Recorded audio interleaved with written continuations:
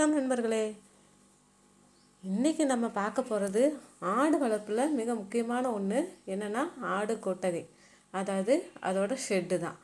பல பேர் பார்த்திங்கன்னா ஆடு வாங்குகிறாங்க, உணவு கொடுக்குறாங்க, மருந்தும் கொடுக்குறாங்க. ஆனால் கொட்டகையை சரியாக அமைக்கலைன்னா ஆட்டுக்கு நோய் வந்துடும், எடையும் கூடாது, குட்டிகள் செத்து போகும், இதனால் லாபமும் வராது.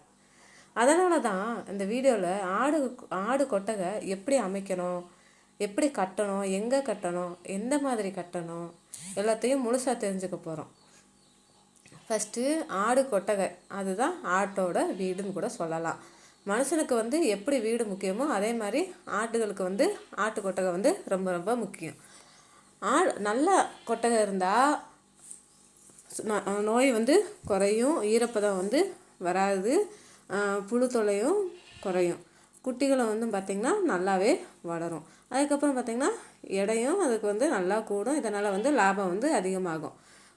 என்னன்னா கொட்டை நம்ம சரியாக அமைக்கலை அப்படின்னா அதுக்கு என்னென்னா கூட்டாமல் நம்ம சுத்தம் இல்லாமல் இருந்துச்சுன்னா கால் புண் வர்றதுக்கு வாய்ப்பு இருக்குது, சளி, காய்ச்சல், அதுக்கப்புறம் பார்த்திங்கன்னா கழிசல் வர்றதுக்கு வாய்ப்பு இருக்குது, வயிற்றுப்போக்கு, அதாவது கழிசல் வயிற்றுப்போக்கு ஏற்பட வாய்ப்பு இருக்குது, குட்டிகள் மரணிக்க கூட வாய்ப்பு இருக்குது. அதனால் கொட்டகை எப்பயுமே சுத்தமாக நீட்டாக இருக்கணும். ஃபஸ்ட்டு என்னென்னா கொட்டகை அமைக்க வேண்டிய இடம் நம்ம சூஸ் பண்ணோம் இல்லையா, அது ரொம்ப ரொம்ப முக்கியம். அதுதான் அந்த ஆட்டோட ஃபஸ்ட்டு வீடு அப்படின்னு கூட சொல்லலாம். அதுக்கு சரியான இடம் எப்படி தேர்வு செய்கிறது தெரியுமா? உயரமான பகுதியாக இருக்கணும். ஏன்னா மழைநீர் தேங்காத இடமா இருக்கணும். அது உயரமான இடமா இருந்தால் தானே மழைநீர் தேங்காது. அதனால் உயரமான பகுதியாக இருக்கணும், மழைநீர் தேங்காத இடமா இருக்கணும். நல்ல நாலா பக்கமும் காற்றோட்டம் நல்லா இருக்கணும், வெயில் நேரடியாக படாத இடமா இருக்கணும். அப்புறம் பார்த்திங்கன்னா குப்பை, இந்த கழிவு நீர் இதெல்லாம் வராத இடமா இருக்கணும். இதெல்லாம் இருந்தால் தான் ஆட்டு கொட்டை நல்லா இருக்கும். என்னென்னா தவறான இடம் சில பேர் சூஸ் பண்ணிடுறாங்க. என்னென்னா பள்ளமான இடத்த சூஸ் பண்ணோன்னா தண்ணி அங்கே தேங்கி நின்றுக்குது. அதுக்கப்புறம் வீட்டில் யூஸ் பண்ணுற அந்த சாக்கடை தண்ணி இந்த இதெல்லாம் அங்கே தேங்கி நிற்குது. பக்கத்தில் குப்பைமேடு இருக்கிற அந்த பக்கமும் ஆட்டு கொட்டகை அமைக்கக்கூடாது. அதே மாதிரி நிறைய மரங்கள் இருக்குன்னா அதுக்கு நடுவில் ஆட்டு கொட்டகை அமைக்காதீங்க. என்னென்னா மழை நீர் வந்தால் அது நிற்கக்கூடாது, காற்று உள்ளே வரணும், வெயில் அடிக்கக்கூடாது. இப்போ கொட்டகையிலேயே நம்மளுக்கு வகைகள் இருக்குது, 2 வகை. அது பார்த்துடலாமா? ஃபஸ்ட்டு தரை கொட்டகை.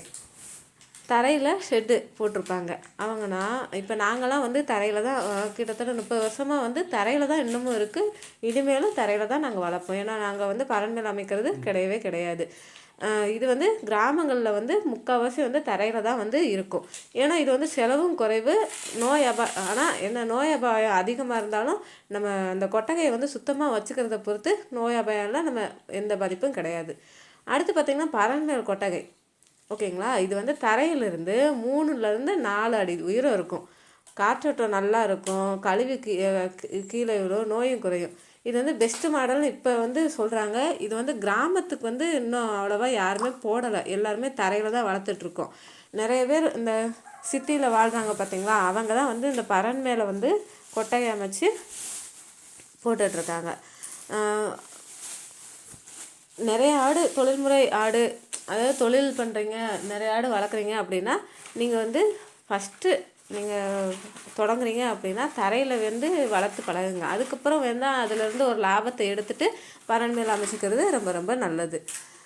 கொட்டகை கட்டும் பொருட்கள் என்னென்னு பார்த்தலாமா? இயற்கை பொருட்கள் மூங்கில், தென்னை மரம், பனைமரம், மரக்கட்டைகள், அப்புறம் பனை ஓலை, தென்னை ஓலை, இதில் எல்லாமே கட்டலாம், இது எல்லாமே யூஸ் பண்ணலாம்.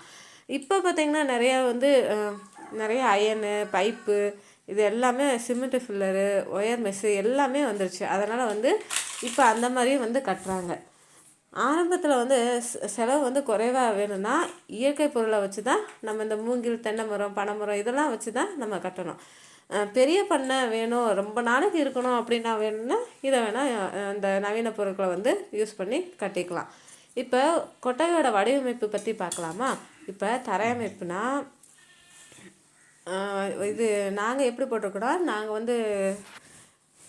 ஏற்கனவே வீடியோவில் நீங்கள் நிறையா பார்த்துருப்பீங்க. நாங்கள் பார்த்திங்கன்னா நாலா பக்கம் வந்து கல் தூண் ஊனி அதுக்கப்புறம் வந்து வலை போட்டு மேலே வந்து ஷெட்டு மாதிரி நாலா பக்கமும் கொஞ்சம் ஃபேஸ் விட்டு அதுக்கப்புறம் நடுவில் வந்து ஷெட்டு மாதிரி போட்டிருக்கோம். இதுதான் எங்களோட வந்து தரையமைப்பு கொட்டகை. சில பேர் வந்து இது என்னென்னா பரண்மேல் அமைக்கிறாங்க. அது அமைக்கிறது ஒன்றும் பிரச்சனை கிடையாது. பட் ஆனால் என்னென்னா நீங்கள் ரொம்ப நாள் வளர்க்க போகிறீங்க அப்படின்னா ஒரு லாபத்தை எடுத்துட்டு அதுக்கப்புறம் நீங்கள் வந்து பரண்மேல போடுறது ரொம்ப ரொம்ப நல்லது. எடுத்தாலுமே 4 லட்சம் செலவு பண்ணி நான் போடுறேன் அப்படின்னா அது கண்டிப்பாக சாத்தியம் கிடையாதுங்க. ஏன்னா அது வந்து நமக்கு நஷ்டம்தான். அதனால் அப்படி செய்யணும். இப்போ வந்து கூரையாக இருந்தால் வெயில் வந்து நல்லா தடுக்கும். அதே மாதிரி மழை ஒழுகாத மாதிரி சாஞ்ச வடிவமாக இருந்தால் அந்த ரூஃப் வந்து நல்லாயிருக்கும். காற்றோட்டம் வந்து 4 பக்கமும் வந்து வரணும். இதெல்லாம் வந்து நல்லது. ஒரு ஆட்டுக்கு வந்து 10லேருந்து 12 சதுரடி வந்து இடைவெளி இருக்கணும். ஒரு குட்டி ஆட்டுக்கு 15 சதுரடி. இப்படி இருந்தால் ஆடுகள் வந்து ஒன்றுக்கு ஒன்று இடிச்சிக்காமல் அது வந்து நல்லா ஸ்பேஸ் விட்டு நல்லா இருக்கும். ஒரே கொட்டையில் வந்து எல்லா ஆடையும் போடக்கூடாது. இப்போ நாங்களுமே என்னென்னா பெரிய ஆடுகள் வந்து ஒரு கொட்டையில் இருந்துச்சுன்னா குட்டி தொழுவன்னு ஒன்று வச்சுருக்கோம். அதில் பார்த்திங்கன்னா நைட் வந்து குட்டிகளெல்லாம் மட்டும் பிரித்து குட்டிகளை வந்து தனியாக கொலை கட்டி நைட்டு வந்து அடைச்சிருவோம். ஏன்னா வந்து குட்டிகள் வந்து நைட்டு வந்து மற்ற ஆடுகளோடு இருக்கும்போது ஆடுகள் வந்து மிதிக்கக்கூடிய வாய்ப்புகள் இருக்கிறனால நாங்கள் குட்டிகளை வந்து தனியாக குட்டி தொழுவில் வந்து அடைச்சிடுறோம். இது வந்து பிரித்து வச்சிடணும். குட்டி ஆடு, பெரிய ஆடு, அதே மாதிரி அந்த செனையாடு, நோயில் ஆடு, ஆணாடு, இது எல்லாமே தனித்தனியாக வந்து பிரித்து அங்கங்கே வச்சிடணும். இது வந்து எதுக்காகனா இது வந்து ஒரு ஆட்டில் நோய் இருக்குது அப்படின்னா மற்ற ஆட்டுகளுக்கு வந்து பரவாமல் இது வந்து தடுக்கும். அதனால் மேலாண்மை வந்து ரொம்ப எளிதாகும். அடுத்து பார்த்திங்கன்னா சுத்தம் பராமரிப்பு பார்த்துடலாமா? டெய்லி என்னென்னா அதோட அந்த புழுக்க அந்த தண்ணி இருந்துச்சுன்னா அதை கூட்டி நல்லா சுத்தம் பண்ணி ஒரு நாளைக்கு ஒரு தடவைக்கு 2 தடவை வந்து ஆட்டுக்கொட்டகையை வந்து நல்லா வந்து கூட்டி சுத்தம் பண்ணி ஈரம் இல்லாமல் வச்சா ரொம்ப ரொம்ப நல்லது. ஏன்னா நோய் வந்து வராமல் நல்லா இருக்கும். அதே மாதிரி வாரத்துக்கு ஒரு தடவை பார்த்திங்கன்னா கிருமி நாசினியை வந்து தெளிக்கிறது ரொம்ப ரொம்ப நல்லதுங்க. ஏன்னா எந்த ஸ்மெல்லும் வராமல் இது பண்ணாமல் நல்லாயிருக்கும். நீங்கள் மேக்ஸிமம் 2 தடவை 3 தடவை கூட்டிட்டாலே எந்த ஸ்மெல்லும் வராது. நல்லா க்ளீனாக சூப்பராக ஆயிடுங்க. இது வந்து மழை காலத்தில் வந்து வாரம் ஒரு தடவை வேணால் கிருமி நாசினி வந்து தெளிச்சிக்கலாம். மாதத்துக்கு ஒரு தடவை பார்த்திங்கன்னா ஃபுல்லாக எல்லா சைடு இடுக்கு எல்லாத்தையும் கொட்டகையை வந்து நல்லா வந்து சுத்தம் பண்ணணும். வேணுன்னா கூட பூச்சி மருந்து கூட சைடில் வந்து அடித்து விட்டுக்கலாம். சுத்தம் இருந்தால் தான் லாபம் வந்து கிடைக்கும் நம்மளுக்கு. அதனால் சுத்தமாக வச்சுக்கணும். ஓகேங்களா? அடுத்து குடிநீர் அதுக்கு தீவனம். இதுக்கு வந்து நம்ம வந்து தனியாக தொட்டி கட்டி கூட வச்சுக்கலாம். நாங்கள் வந்து என்னென்னா சில பேர் வந்து தொட்டி கட்டி அதில் வந்து தொட்டியில் வந்து தண்ணி வந்து ஊற்றி வைக்கிறாங்க. நாங்கள் அப்படி கிடையாது. நாங்கள் வந்து டவியில் ஒரு 5-6 டவியில் வந்து ஊற்றி வச்சிட்டோம்னா ஆடு வந்து எப்பயுமே வந்து அந்த இதில் வந்து குடிச்சிக்கும். தவிடு போட்டு வச்சுருவோம். அதனால் தீவன தொட்டி வந்து தனியாக நீங்கள் வச்சுக்கலாம். தரையிலையும் போடக்கூடாது. உயரத்தில் வந்து இருக்கணும். மண் கலக்காத மாதிரி கழிவு நீர் கலக்காத மாதிரி இருக்கணும். சில பேர் பொதுவான ஒரு தவறுகள் செய்வாங்க. என்னென்னா பள்ளமான இடத்துல கொட்டகையை கட்டிடுவாங்க. அதே மாதிரி பார்த்திங்கன்னா சின்னதாக கொட்டகையை கட்டிட்டு அதுக்கு காற்றே வராத மாதிரி அடைச்சி வச்சுருவாங்க. அதே மாதிரி ஈரமாக இருக்கும் தரை. இந்த மாதிரிலாம் இருந்தால் அதுக்கு ரொம்ப ரொம்ப கஷ்டம் வளர்றது. ஒரே இடத்துல எல்லா ஆடையும் வைக்கக்கூடாது. அதே மாதிரி சுத்தம் இல்லாமல் இருக்கக்கூடாது. தண்ணியும் சுத்தமாக இருக்கணும். இதுதான் வந்து ஆட்டு கொட்டகை அமைப்போட இது. நல்ல கொட்டகை இருந்தால் தான் ஆடு ஆரோக்கியமாக இருக்கும், நோய் குறைவாக இருக்கும், குட்டி வளர்ச்சி வந்து நல்லாயிருக்கும், எடையும் அதிகரிக்கும், லாபமும் நம்மளுக்கு நல்லா இருக்கும். நண்பர்களே, ஆடு வளர்ப்பில் தீவனம் முக்கியம், மருந்து முக்கியம். ஆனால் அதை விட கொட்டகை வந்து ரொம்ப ரொம்ப முக்கியம். இந்த வீடியோ உங்களுக்கு பயனுள்ளதாக இருந்தால் கண்டிப்பாக லைக், ஷேர், சப்ஸ்கிரைப் பண்ணுங்கள். மீண்டும் ஒரு பயனுள்ள வீடியோவில் கண்டிப்பாக சந்திப்போம். நான் உங்கள் PS வில்லேஜ் ஃபார்மர். ஏதாவது டவுட் இருந்தால் கமெண்ட் பாக்ஸில் கமெண்ட் பண்ணுங்கள்.